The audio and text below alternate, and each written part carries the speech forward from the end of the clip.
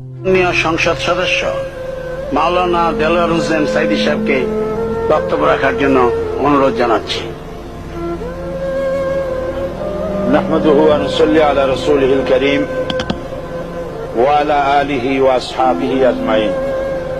আউযু বিল্লাহি মিনাশ শাইতানির রাজীম। বিসমিল্লাহির রহমানির রহিম।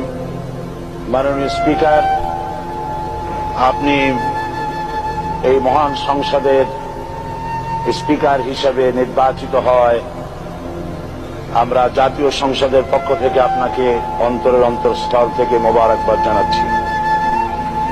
মাননীয় স্পিকার, আমি আজ এই সংসদে দাঁড়িয়ে ওই মহান আল্লাহ পাকের প্রশংসায় সেজদা অবনত হচ্ছি, যিনি 1 অক্টোবরের ব্যালট যুদ্ধের মাধ্যমে সুদীর্ঘ 5 বছরের দুঃশাসন, সীমাহীন দুর্নীতি, ইসলাম বিরোধী কর্মকাণ্ড, দেশব্যাপী ভয়াবহ সন্ত্রাসের মোকাবেলায় 4 দলীয় ঐক্য জোটের মহা বিজয় দান করেছেন এবং যার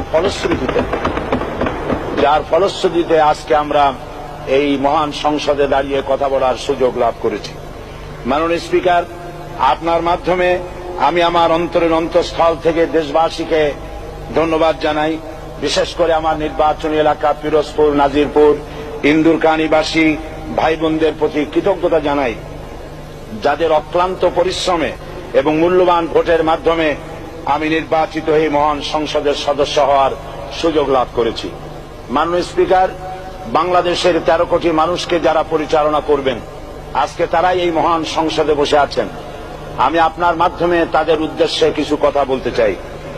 জবাবদিহিমূলক সরকার, কল্যাণমূলক সরকার ও সুস্থ প্রশাসন, এই বাক্যগুলি আমরা প্রায় শুনে থাকি।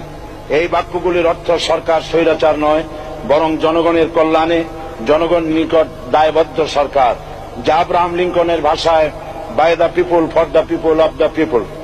বর্তমান পৃথিবীতে মূলত গণতান্ত্রিক দেশে এখন সরকারকে বিবেচনা করা হয়।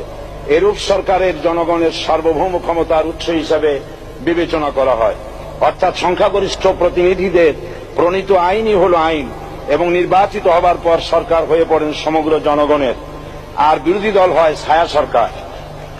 মাননীয় স্পিকার, সরকারকে সঠিক পথে পরিচালনার জন্য বিরোধী দলকে অপরিহার্য বিবেচনা করা হয়। বর্তমান গণতান্ত্রিক চেতনা বেশি পুরনো নয়, মানুষ মূলত রাজতান্ত্রিক স্বৈর শাসনের সাথেই বেশি পরিচিত। বস্তুত বর্তমান পৃথিবীতে গণতান্ত্রিক শাসন ব্যবস্থায় জবাবদিহিমূলক, কল্যাণমূলক, স্বচ্ছ প্রশাসনের যে কথাবার্তা আমরা শুনতে পাই, এর প্রথম উপস্থাপক হলেন বিশ্বনবী হযরত মুহাম্মদ রাসূলুল্লাহ সাল্লাল্লাহু আলাইহি ওয়াসাল্লাম। বর্তমান